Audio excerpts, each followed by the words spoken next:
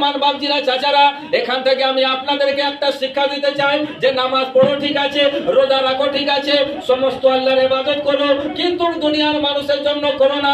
এই দুনিয়ার মধ্যে যদি কোনো একজন মৌলভী সাহেব তকরীর করছে দুনিয়াতে প্রচার করার জন্য, দুনিয়ার মানুষের সামনে নাম কামাবার জন্য, এই দুনিয়ার মধ্যে যদি আপনি নামাজ পড়ছেন যাতে আমাকে দুনিয়ার মানুষ নামাজি বলে ডাক দিবে, রোজা রাখছেন এই জন্য যাতে দুনিয়ার মানুষ আমাকে রোজাদার বলবে, এই দুনিয়ার মধ্যে আপনি হজ করছেন এই জন্য যাতে দুনিয়ার মানুষ আমাকে হাজী সাহেব বলে ডাক দিবে, তাহলে কিন্তু শুনে রাখেন এই দুনিয়ার নামের জন্য, মানুষের কাছে নামের জন্য আপনি যা কিছু ইবাদত করলেন এই দুনিয়ার মধ্যে আপনি নাম পেয়ে যাবেন, সম্মান পেয়ে যাবেন, কিন্তু এর বদলে আপনি আল্লাহর কাছে কিছু পাবেন না।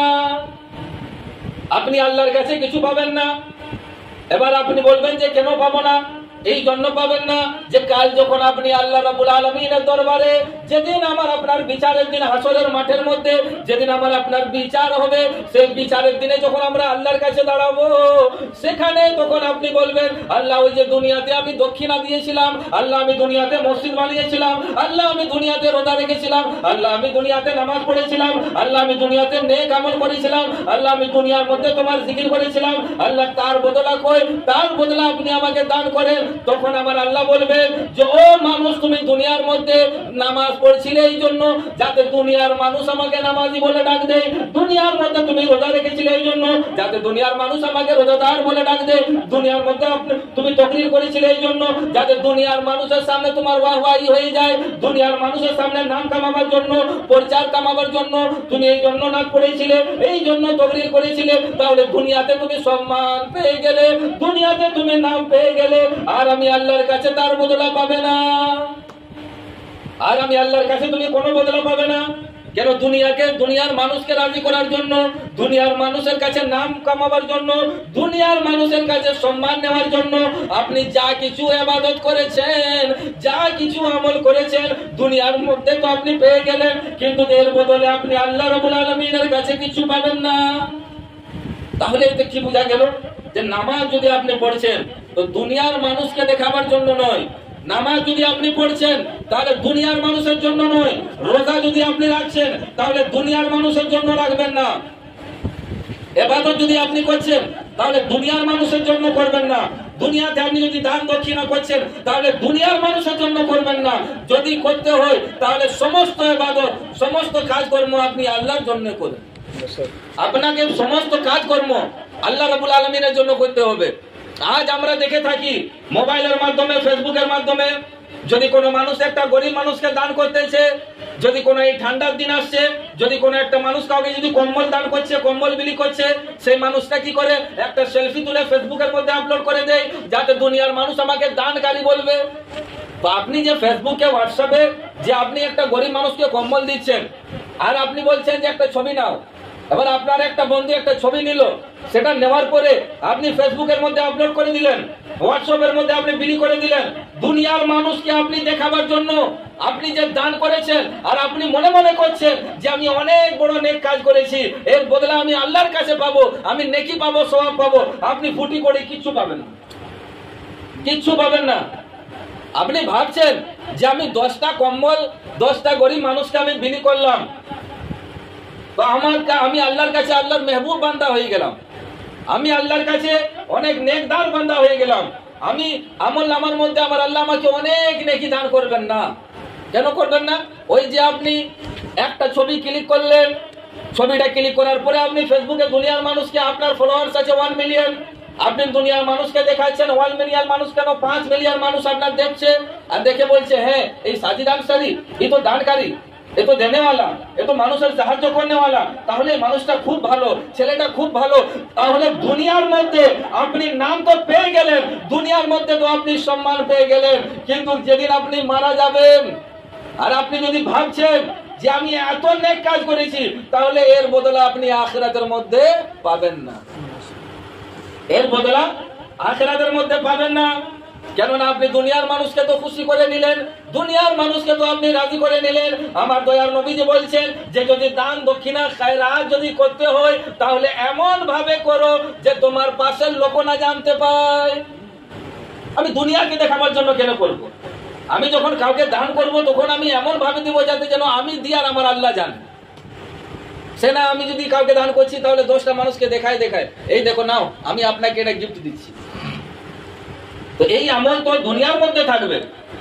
এইভাবে আজ যদি দেখেন তাহলে আজ আমাদের মুসলিম সমাজের মধ্যে ছেলে হোক মেয়ে হোক ফেসবুকের মাধ্যমে হোয়াটসঅ্যাপের মাধ্যমে যে রিলস ভিডিওগুলো আপলোড করছে, যে স্টোরি লাগাচ্ছে, আজকে আমরা মনে করছি যে আজ আমরা ফেসবুকের মধ্যে যদি মেহনত করি, আজ যদি আমরা ইউটিউবের মধ্যে মেহনত করি তাহলে আমাদের চ্যানেল মোটিফাইড হয়ে যাবে, আমরা তার থেকে রোজগার পাবো, আমাদের 10 মিলিয়ন হয়ে যাবে।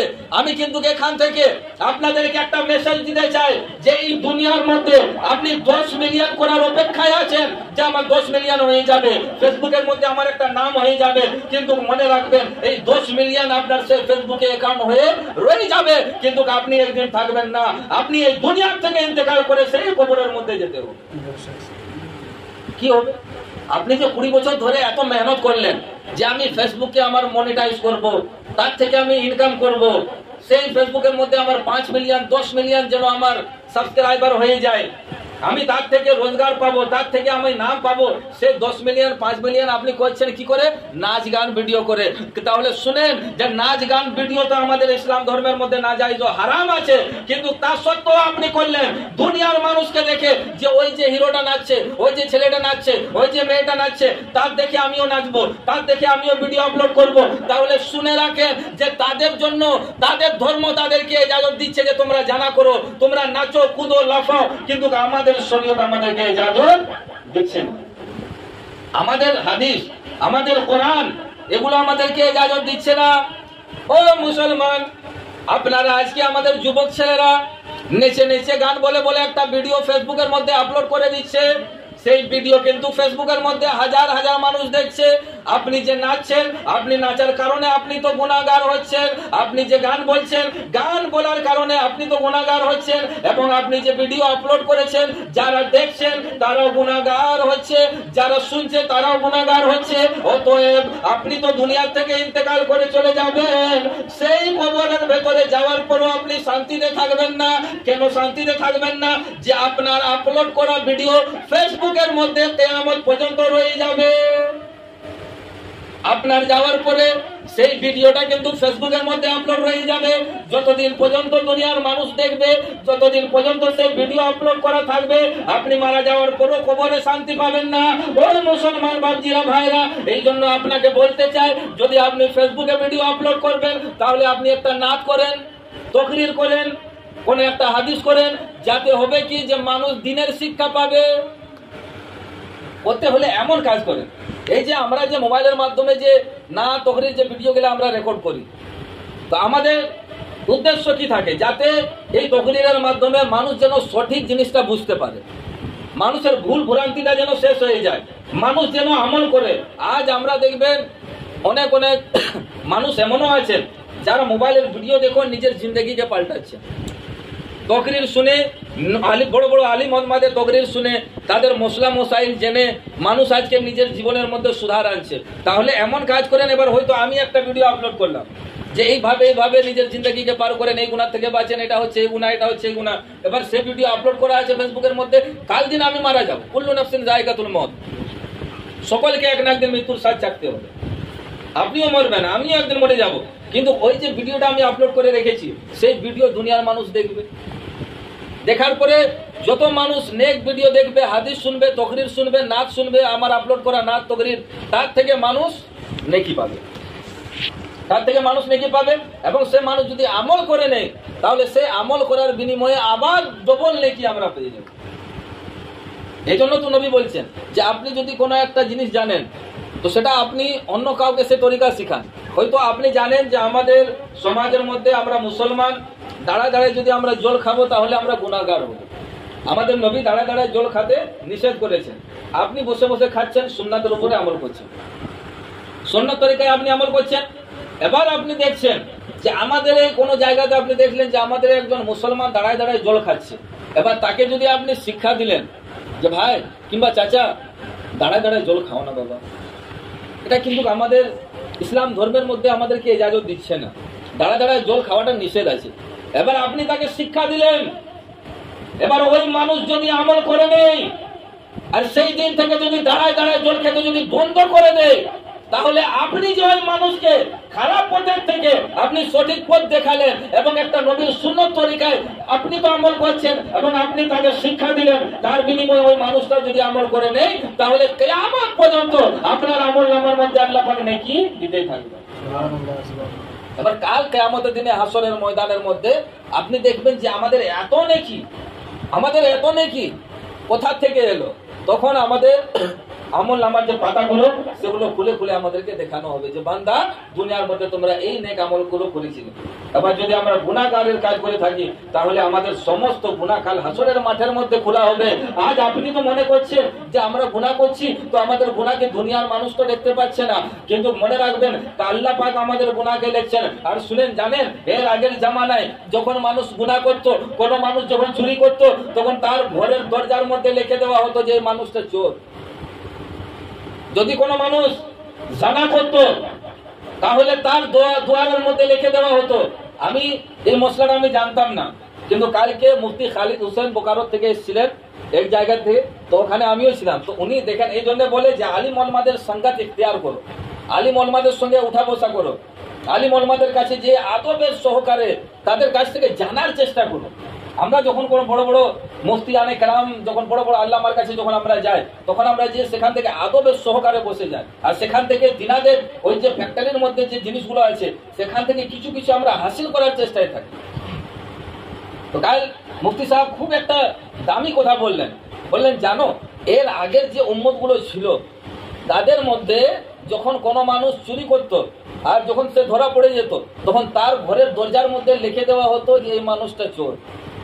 যদি কোনো মানুষ জানা করত তাহলে ওই মানুষটার ঘরের মধ্যে লিখে দেওয়া হতো জানাকারী। কোনো মানুষ যদি গীবত করত তাহলে তার দরজার মধ্যে লিখে দেওয়া হতো এই মানুষটা গীবতকারী। কিন্তু কোন মুসলমান আল্লাহ এবং আল্লাহ রসুলের কত বড় মেহেরবানি এবং যে আমাদের উপরে আল্লাহ কেমন রহম করেছেন যে আজ আমরা এত গুনাহ করে থাকি, তাও কিন্তু আমার আল্লাহ আমাদের গুনার মধ্যে পর্দা দিয়ে রেখেছে। তাও কিন্তু আমার আল্লাহ আমার আপনার গুনার মধ্যে পর্দা দিয়ে রেখেছেন। আমাদের গুনাহ কি আমার আল্লাহ জাহির করছেন না? আমার আল্লাহ যদি চাইতেন তাহলে আমাদের গীবতকে দুনিয়ার মধ্যে জাহির করে দিতেন। আমরা মিথ্যা কথা এত বলি যে আমাদের মিথ্যা কথাকে আল্লাহ দুনিয়ার মধ্যে জাহির করে দিতেন, কিন্তু না না না, আমার আল্লাহ আমার আপনার গুনার মধ্যে পর্দা দিয়ে রেখেছেন। কিন্তু আজ আমরা কেমন মানুষ যে আমার আল্লাহ আমার আপনার গুনার মধ্যে পর্দা দিয়ে রেখেছেন, কিন্তু আমরা অন্য একজনের গুনাহকে দুনিয়ার মধ্যে আম করে দিচ্ছি চুগলির মাধ্যমে। আজ কিন্তু আমরা দুনিয়ার মধ্যে চুগলির মাধ্যমে ওই মানুষের গুনাহকে আমরা আম করে দিচ্ছি। আমি জানি যে আমাদের সাবান ভাই এই গুনাহটা করেছেন, সেটা আমি জানি, আপনারা কেউ জানেন না। কিন্তু এবার আমি যদি আপনাকে পরে যদি বলে দিই চাচা জানেন সাবান এরকম এরকম কাজ করে, সাবান ছেলেটা ভালো ছেলে নয়, ঠিক আছে, এবার আমি আপনার সামনে বুড়াই করে দিলাম, এবার আমি জানতাম একের থেকে দুই হয়ে গেল, এবার উনিও আবার দেখবেন অন্য কাগজ এই ছেলেটা ভালো ছেলে নয়, এই ছেলেটার এরকম এরকম রেকর্ড আছে। তাহলে এইভাবে গুনাহ প্রচার করছেন আপনি। কিন্তু নবী বলছেন যে যদি তুমি কারো ব্যাপারে জানো যে এই মানুষটা গুনাহগার, কিন্তু তার গুনাহকে তার আইবকে দুনিয়ার মানুষের কাছে জাহির করো না, কেননা মানুষের গুনাহ মানুষের আইব আমার আল্লাহ পর্দা দিয়ে ঢেকে রেখেছে। তো আল্লাহ যখন পর্দা দিয়ে ঢেকে রেখেছে তাহলে আমাদের কি অধিকার আছে যে আমরা মানুষের গীবতকে মানুষের গুনাহকে আমরা গীবতের মাধ্যমে মিথ্যার মাধ্যমে বলে প্রচার করে আমরা আম করে দিব?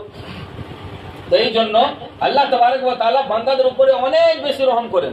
আমার আল্লাহ বান্দাদেরকে অনেক মহব্বত করেন। আমার আল্লাহ কোনোদিন চান নাই যে আমার বান্দা জাহান্নামে যাক। আমার আল্লাহ কোনোদিন চান নাই যে আল্লাহ 70 মায়ের থেকে বেশি মহব্বত করনেওয়ালা। একজন মা নিজের সন্তানকে কতটা ভালোবাসে, একজন মা নিজের সন্তানকে কত মহব্বত করে, নবী বলছেন এইভাবে আমার আল্লাহ এক মা দু মা নয় 70 জন মা মিলে একটা সন্তানকে যে ভালোবাসা যে মহব্বত দিতে পারে না, তার থেকে বেশি মহব্বত দেনেওয়ালা, বেশি মহব্বত বান্দাকে করনেওয়ালা আমার আল্লাহ। কে? একটু জোরে বলেন কে? আল্লাহ বলতে ভয় পাচ্ছেন নাকি? বলেন আল্লাহ। সেই আল্লাহ 70 মায়ের থেকে বেশি মহব্বত করনেওয়ালা আমার আল্লাহ। তাহলে সেই আল্লাহ কোনোদিন কি মা চাইবে যে আমার ছেলেকে কষ্ট হোক? কোনোদিন কি আমার মা চাইবে যে আমার ছেলেকে পেরেশানি হোক? তাহলে যদি আমার মা আজকে দুনিয়ার মধ্যে একটা মা যদি চাইবেন না, তাহলে আমার আল্লাহ যে আল্লাহ 70 মায়ের থেকে বেশি বান্দাকে মহব্বত করনেওয়ালা, সেই আল্লাহ কি করে চাইবে যে আমার বান্দা জাহান্নামে যাক? সেই বান্দা জাহান্নামে যা কি করে চাইবে? কিন্তু বান্দা যদি নিজের পায়ে নিজে কুড়ারি মেরে নেয়, বান্দা যদি তার সত্ত্বেও যদি আল্লাহকে নারাজ করার কাজ করে, রসুলকে নারাজ করার কাজ করে, তাহলে সেই মানুষ তো আর জান্নাত নয়, জাহান্নামেই যাবে। এই জন্য আল্লাহকে খুশি করার কাজ আমাদেরকে দুনিয়ার মধ্যে করতে হবে। তো যাই হোক, বলছিলাম যে দেখেন এবার আল্লাহর রহমত, আল্লাহর বরকত কি করে পাওয়া যায়। তো এবার ওই যে ফেসবুকের মাধ্যমে যে আপনি, ইউটিউবের মাধ্যমে যে আপনি আপলোড করলেন, যে এই দেখো আমি একটা সেলফি, আমি একটা কম্বল বিতরণ করছি কাউকে, একটা গরিব মানুষকে আমি দিচ্ছি কম্বল, সেই কম্বল দেওয়ার কারণে আপনি ধরাচ্ছেন, আর একদিকে একটা সেলফি নিয়ে আর আপনি ফেসবুকে আপলোড করে দিলেন। দুনিয়ার মানুষ তো দেখে মনে করে নিল যে এই মানুষটা দানকারী, এই মানুষটা দেনেওয়ালা, এই মানুষটা সাহায্য করনেওয়ালা। তাহলে দুনিয়ার মধ্যে আপনি নাম পেয়ে গেলেন, সম্মান পেয়ে গেলেন, কিন্তু আল্লাহর কাছে আপনি কিছু পাবেন, কেননা আপনি তো আল্লাহর জন্য করেন না। দান করবেন, এমন দান করবেন যাতে দুনিয়ার মানুষ জানতে না পায়, খালি আমার আল্লাহ এবং আল্লাহর রসুল যেন জানতে পারে। না জানিয়ে আপনাকে দান দক্ষিণা করতে হবে। এইভাবে দান করলে, এইভাবে আল্লাহর রাজা হাসিল করলে, তারপরে যদি আপনার আমল কম থাকে, তাহলে আমার আল্লাহ মানুষের কাজ জানেন, এমন এমন মানুষ থাকবে যে আল্লাহ পাক খালি মেহেরবানি, খালি আল্লাহ পাকের রহমত বাহানা তালাশ করবে যে কোন মানুষকে কোন বাহানায় জান্নাত দিবে। আপনি যদি একটুকু নেকি করেছেন, তাও কিন্তু যদি আমার আল্লাহ রহম করে নেই, তাহলে কিন্তু আপনাকে আল্লাহ জান্নাত দিয়ে দেবে।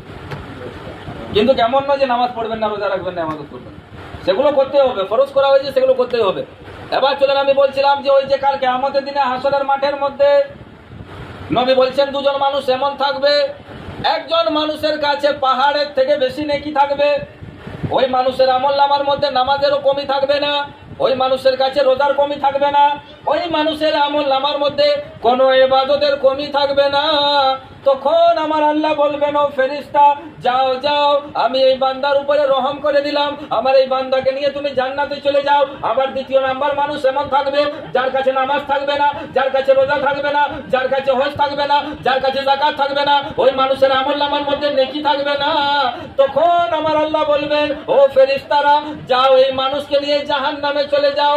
যখন জান্নাতের ফেরেশতা নিয়ে জান্নাতবাসীকে যখন জান্নাতে নিয়ে যাবেন, দোজখে আযাব দেনেওয়ালা ফেরেশতা যখন এই গুনাহগার মানুষকে নিয়ে দোজখের দিকে যাবেন, তখন কিন্তু ওই নেক বান্দা যে জান্নাতে যাচ্ছিল, সে বলবে, ও ফেরেশতারা দাঁড়াও, আমাকে আল্লাহর সঙ্গে একটা কথা বলতে দাও। বলবেন, কি কথা? বললেন, দাঁড়াও, আমি আল্লাহর সঙ্গে বলবো। আচ্ছা ঠিক আছে, বলো। সেই মানুষটা ঘুরে আবার আল্লাহকে বলবে, আল্লাহ আমার কাছে এত আমল আছে, এত ইবাদত আছে, আবার আপনার দয়ার কি দরকার, আল্লাহ আপনার মেহেরবানির কি দরকার। আমার আল্লাহ তার নামাজকে দিয়ে দিবেন, তার রোজাকে দিয়ে দিবেন, তার আমলনামাকে দিয়ে দিবেন, সমস্ত ইবাদত আমার আল্লাহ ওই বান্দাকে ফেরত দিয়ে দিবেন। আর বলবেন, যাও দেখি তুমি কি করে জান্নাতে যাচ্ছ।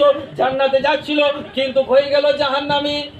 আবার দ্বিতীয় নাম্বার যে মানুষটা থাকবে, সেই মানুষকে যখন আল্লাহর ফেরেশতারা টেনে টেনে যখন জাহান্নামের দিকে নিয়ে যাবেন, সেই মানুষটা ঘুরে ঘুরে আল্লাহর দিকে ভালবে, ঘুরে ঘুরে আল্লাহর দিকে ভালবে। তখন ফেরেশতারা বলবে যে, কেন ভালছো? তখন বলবে যে, আমি আল্লাহর দিকে ঘুরে ঘুরে ভালছি, আমাকে ভালতে দাও। তখন আল্লাহ বলবেন, ও ফেরেশতা দাঁড়াও, একটু দাঁড়াও। বলবেন, আল্লাহ কেন? বলবে যে, ওই মানুষকে আমাকে জিজ্ঞেস করতে দাও তো, ওই মানুষটা ঘুরে ঘুরে আমার দিকে কেন তাকাচ্ছে। তখন আল্লাহ বলবেন যে, ও বান্দা তুমি আমার দিকে ঘুরে ঘুরে কেন তাকাচ্ছ?